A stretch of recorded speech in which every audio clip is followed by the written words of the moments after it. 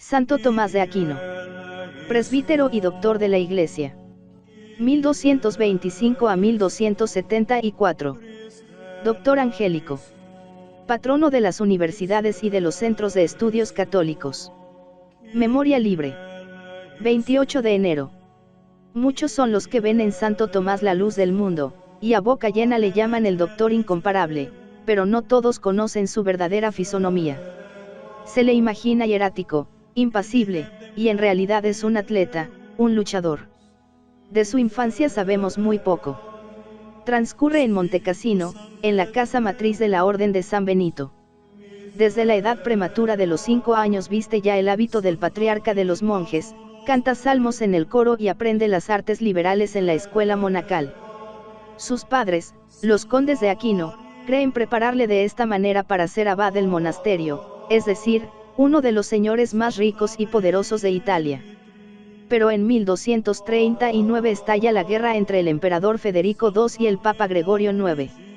Montecassino, ciudadela del papismo, es sitiado y saqueado, los monjes evacúan el claustro, la juventud se dispersa, y Tomás vuelve al castillo familiar. Santo Tomás de Aquino. Ante el crucifijo de esta primera parte de la vida del doctor angélico hay que retener dos anécdotas, que son verdaderos presagios. Sucedió, dice el biógrafo, que su madre fue a bañarse a la playa de Nápoles, y llevó consigo al niño y a la nodriza. Habiendo ésta dejado al niño en un soportal donde suele sentarse la gente, tomó él un trozo de pergamino que estaba tirado en el suelo. Quiso la nodriza arrebatárselo de la mano, pero el niño empezó a llorar fuertemente, apretando su tesoro de tal manera, que la nodriza se vio obligada a ceder. Acudió la madre, y más afortunadamente que la nodriza, pudo ver que en el pergamino estaba escrita la salutación de la gloriosa Virgen María. El biógrafo añade que cuando el niño se echaba a llorar, para acallarle bastaba ponerle en la mano un papel, que enseguida se llevaba a la boca. En este hecho vieron los antiguos un pronóstico de la ciencia del futuro devorador de libros y del amor que había de tener a la Santísima Virgen el piadoso comentarista del Ave María. Ya en la escuela de Montecassino, cuando Tomás tenía apenas 7 años, preguntaba con frecuencia a sus maestros, ¿qué es Dios? Tratábanselo de explicar, pero su inteligencia infantil buscaba siempre respuestas más luminosas. Toda la vida de aquel que iba a ser uno de los más grandes doctores de la cristiandad iba a consumirse en la solución de este problema, y cuando un día el cielo se le abra para darle la respuesta completa, la pluma se caerá de sus manos y no tardará en enmudecer. Al salir de la abadía, Tomás fue llevado a la Universidad de Nápoles. Sus padres no habían abandonado el proyecto de hacer de él un abad cumplido.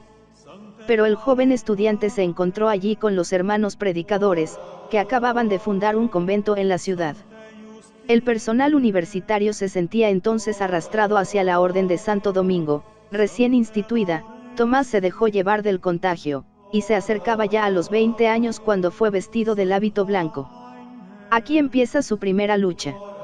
Su padre había muerto, pero su madre, Teodora de Teate, de la familia de los Caraccioli, de la raza de los terribles jefes normandos Guiscardo, Bohemundo y Tancredo, era una condesa feudal autoritaria, dura y altiva. Al sentir que se frustraban sus planes, se presentó en el convento con séquito numeroso y reclamó a su hijo. Le dijeron que Fray Tomás estaba camino de Roma, y hacia Roma se dirigió ella. En Roma, un nuevo chasco. Fray Tomás acababa de marchar, acompañando al general de la orden. Irritada, furiosa por aquel ultraje hecho a su autoridad materna, envió un despacho a sus hijos, que estaban en el ejército de Federico II, ordenándoles que vigilasen los caminos y le trajesen preso a su hermano.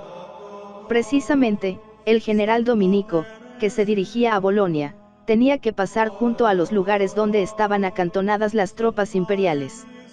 Era un día de primavera.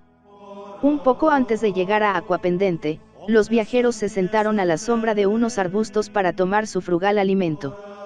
De pronto, galopar de caballos. Entre los jinetes distinguió Tomás a su hermano Reinaldo. Estaba descubierto. A pesar de las reclamaciones del general, la soldadesca se arrojó sobre él, y después de intentar inútilmente quitarle el hábito, le colocó en una de las cabalgaduras y partió a todo galope. Alegróse la condesa de ver a su hijo, pero era la alegría de la victoria, no la del amor. Es probable que nunca desapareciera de su alma el resentimiento provocado por aquellas idas y venidas. Ni siquiera intentó ganar la voluntad del joven por la ternura maternal. Al contrario, desde el primer momento mandó que le encerrasen en una torre del castillo señorial. Solo sus dos hijas Merate y Teodora podían acercarse a él para convencerle, con caricias y argumentos, de que tomase el hábito que había llevado de niño. No se le trató inhumanamente, pero sí con severidad. El encierro era bastante oscuro, aunque había la luz suficiente para leer, y un dominico de Nápoles logró, burlando la vigilancia de los guardias, hacer llegar hasta el prisionero mensajes de consolación y libros de meditación y de estudio, como la Biblia, los sofismas de Aristóteles y las sentencias de Pedro Lombardo. Tomás estudiaba y rezaba, y aunque se cerraba a todas las súplicas de sus hermanas, recibía gustoso sus visitas. La vigilancia se hizo más estrecha cuando los dos hermanos vinieron del ejército. Acostumbrados a la vida galante de los palacios, a las costumbres sensuales de la caballería, Reinaldo fue uno de los buenos poetas eróticos de aquel tiempo, resolvieron someter al bello adolescente a una prueba brutal. Trajeron de Nápoles una de sus amigas, célebre por su belleza, y después de decirle lo que deseaban de ella, la introdujeron una noche en la torre. Todo el mundo sabe lo que sucedió, todo el mundo sabe cómo Tomás, cogiendo de la chimenea un tizón inflamado, hizo huir a aquella pobre mujer, y luego al demonio tentador, trazando una cruz negra en la muralla. Bien sabido es también lo que pasó aquella noche, cuando Tomás dormía profundamente, entraron en su habitación dos ángeles, se acercaron a él y le pusieron un ceñidor incandescente. El joven lanzó un grito de angustia y despertó. En adelante no volvería a sentir en su alma las mordeduras de lo que llamaba San Pablo el aguijón de la carne. Tanta constancia llegó a cansar a los carceleros. La condesa se vio virtualmente vencida, sus hijos tuvieron que ausentarse de nuevo, y las dos hermanas no acertaban a comprender del todo el motivo de aquella oposición. El fraile napolitano que surtía de libros al preso creyó llegado el momento de tentar un golpe atrevido. Tiróle una soga desde el pie de la fortaleza, le invitó a bajar por ella a favor de la oscuridad, y en el exterior aguardó él con dos cabalgaduras. La aventura tuvo un éxito completo. Un año después, Fray Tomás figuraba ya entre los oyentes de Alberto Magno en el Colegio de Santiago, de París. Fue el discípulo más humilde y más dócil, verdadero modelo de disciplina intelectual hasta para los más altos espíritus. Pasivo, en el noble sentido que da a esta palabra la filosofía tomista, entregóse a la meditación tenaz de la enseñanza del maestro, a una labor íntima y constante de asimilación, de integración. Este carácter reflexivo le alejaba de los recreos, de las discusiones, de las conversaciones. Era un taciturno. Sus condiscípulos empezaron a darle un mote, que aunque tenía su punta de desdén, no era del todo desgraciado. Llamábanle el buey mudo. El mismo exterior de Fray Tomás justificaba el apelativo. Era de una talla gigantesca, gordo y algo pesado. Sus carnes eran blandas, fofas, las carnes mals, que él juzgará después las más favorables para el esludio. Era una estructura fisiológica más norteña que meridional, más germánica que griega. Tres calificativos, magnus, grossus, brumus, resumen los rasgos esenciales de aquella fisonomía. La tez morena era precisamente lo que había en él de meridional, lo que había heredado de su padre, juntamente con una sensibilidad exquisita, pues era, como dice el biógrafo, maravillosamente pasaebel. Los genios se atraen o se rechazan, pero se comprenden, y si Tomás pasó algún tiempo inadvertido a los ojos de sus condiscípulos, no le sucedió lo mismo con el maestro. Precisamente, la cualidad suprema de Alberto el Grande era la penetración. Enteramente auténtico es el episodio que se ha llamado, con justicia, la revelación del genio de Santo Tomás de Aquino. Tomás tenía 25 años. Su maestro creyó llegado el momento de darle a conocer, y lo provocó a una discusión delante de todos los discípulos. De una y otra parte, los argumentos partían certeros, profundos, sutiles. Los estudiantes estaban mudos de admiración, pero hubo un momento en que ya creyeron vencido a su compañero. De pronto, Tomás acertó con una distinción feliz, y así acabó la disputa. Resuelves la cuestión como doctor, no como discípulo. Le dijo Alberto Magno. Maestro, respondió él, no me es posible hacer otra cosa. Durante aquel mismo año, el discípulo redactó el curso que el maestro acababa de dar sobre los nombres divinos. Tenemos muestras de la escritura de Tomás en esta época, es una letra fea, desgarbada e insuficientemente articulada. No era un calígrafo. El pensamiento tenía demasiada rapidez para que la mano pudiese seguirle.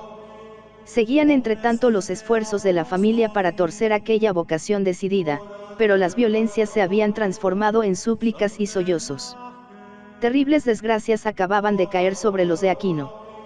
Rotas de nuevo las hostilidades entre el emperador y el papa, la condesa Teodora y sus hijos habían combatido contra los germanos. El castillo fue sitiado y saqueado, Reinaldo, el trovador, ejecutado, y Teodora tuvo que andar de una parte a otra buscando un refugio.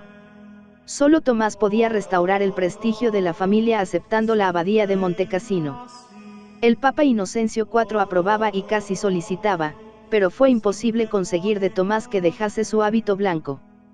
Desolada con esta negativa, hizo la condesa un esfuerzo supremo, logrando que el pontífice ofreciese a su hijo el arzobispado de Nápoles. Nada pudo conmover el ánimo del joven estudiante. A su lado estaba el gran sabio del tiempo, Alberto Magno, indicándole su verdadera vocación. La doctrina cristiana corría riesgo de verse sumergida por la invasión del aristotelismo, importado de España. Era preciso absorberla, asimilarla, encauzarla, y, espíritu observador, Alberto vio en aquel discípulo el hombre destinado a realizar la grande hazaña. Renunciando a toda mira egoísta, considerando solamente el avance de la cultura y la religión, el maestro resolvió dejar su cátedra de la Universidad de París al discípulo. Todo el mundo vio en esta conducta un despropósito. Tomás tenía 27 años, y las leyes exigían 35 para ocupar aquel puesto. El general de la orden se opuso, pero hubo presiones de Roma que le obligaron a ceder. Empezó Tomás comentando con un éxito prodigioso al maestro de las sentencias. Los mugidos del buey mudo empezaban a oírse por toda la cristiandad. Desde el primer momento se vio que el discípulo aventajaba al maestro, si no en la amplitud de la erudición, sí, ciertamente, en la precisión, claridad y profundidad de las ideas. Memoria prodigiosa, penetración agudísima, potencia formidable para el trabajo, no le faltaba nada de cuanto hace a los hombres de genio. Pero el mayor asombro procedía de la novedad de su enseñanza. Se le consideraba como un novador. Artículos nuevos, maneras nuevas, nuevas razones, luz nueva, opiniones nuevas, nuevas tesis y métodos nuevos, tales son las expresiones de Guillermo de Tocou cuando nos habla de su sistema. El nombre de Aristóteles brota constantemente de sus labios. Ha empezado a realizar su obra de refundición aristotélica, ha visto ya la metafísica y la moral del peripato como el marco apropiado para recibir el contenido de la teología cristiana. Era una audacia enorme. Durante todo el primer tercio del siglo XIII, los libros de Aristóteles habían sido reiteradamente prohibidos en las escuelas, y es que el filósofo griego era únicamente conocido a través del filósofo español Averroes. Las consecuencias de aquel atrevimiento, o, mejor, de la envidia de los demás profesores contra el joven intruso, fueron una lucha prolongada y encarnizada, a que dio fin Tomás 50 años después de muerto, al ser canonizado por el Papa Juan XXII.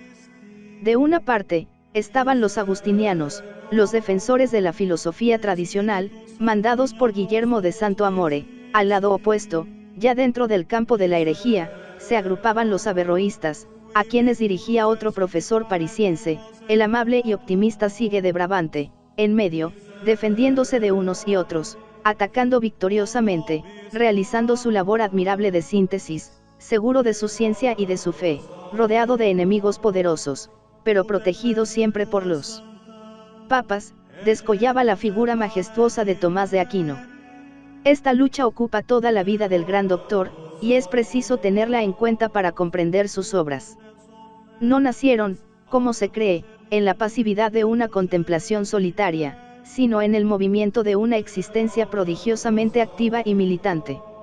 La anécdota famosa que nos presenta a Santo Tomás en el Palacio de San Luis dando un puñetazo en la mesa y diciendo, «He acabado con los maniqueos», Tiene un sentido simbólico y nos recuerda que el doctor Angélico es el atleta de la fe, el pugil fidei, como le ha llamado la tradición.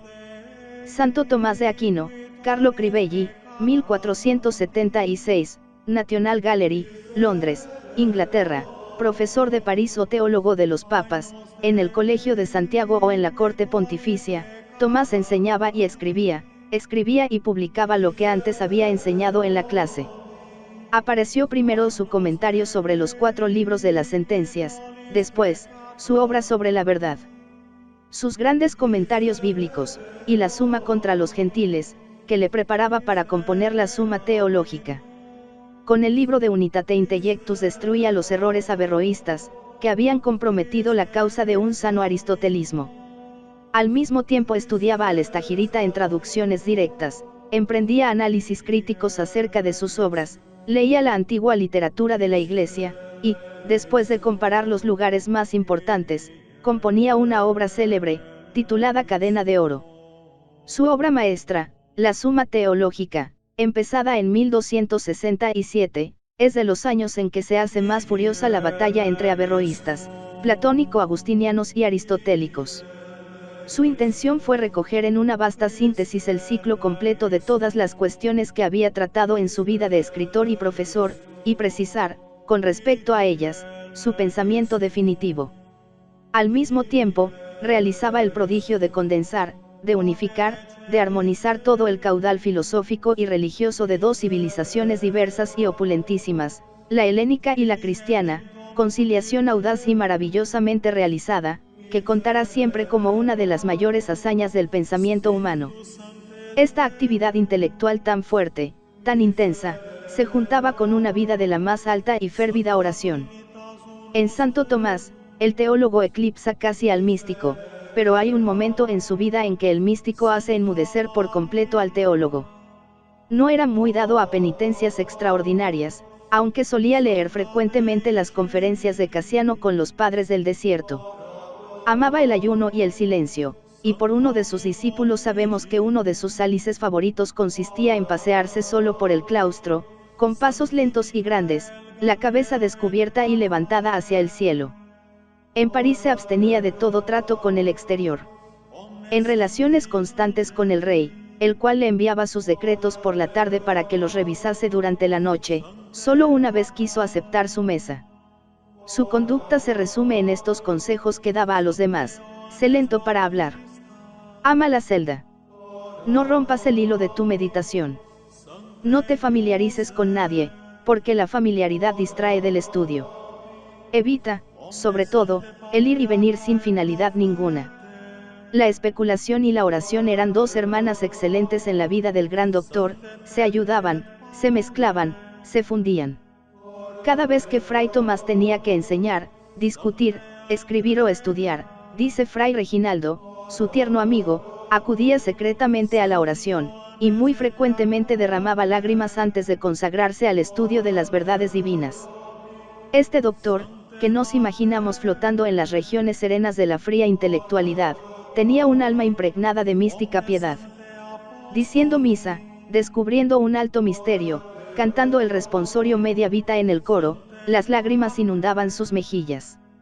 Y muchas veces a las lágrimas sucedía el éxtasis. En él se juntaban 2 éxtasis de difícil demarcación, el especulativo y el místico. Una vez tuvo el médico que cauterizarle la pierna. Como era tan sensible, temióse que no resistiría, pero él se echó algún tiempo antes en el lecho, absorbióse en sus especulaciones, y no sintió la quemadura. Esta manera de anestesiarse le fue muy útil en varias ocasiones, y la empleaba, sobre todo, siempre que el cirujano del convento tenía que abrirle la vena para sangrarle. Como se ve, tenía una predisposición natural para los éxtasis verdaderamente sobrenaturales, que al fin de su vida se hicieron en él casi diarios. Es famoso aquel en que oyó una voz que le decía: bien has escrito de mí, Tomás, ¿qué recompensa quieres recibir? Solo vos mismo, Señor, respondió el santo. Un reflejo de esta vida ascética lo encontramos en la liturgia incomparable del Santísimo Sacramento, y muy particularmente en los sermones del santo. Predicó entre la concurrencia estudiantil de la Sorbona, en la corte pontificia y en los grandes concursos del vulgo. En Nápoles habló diariamente durante una cuaresma, y su emoción al exponer la pasión de Cristo era tan comunicativa, que se veía precisado a interrumpir el discurso para dejar llorar a los fieles. Estos sermones populares son modelos de claridad, de espontaneidad, de unción y, a veces, de lirismo. Decíamos que en Tomás el místico eclipsó al teólogo. Veamos por qué. El 6 de diciembre de 1273 decía Fray Tomás la misa en la capilla de San Nicolás, de Nápoles.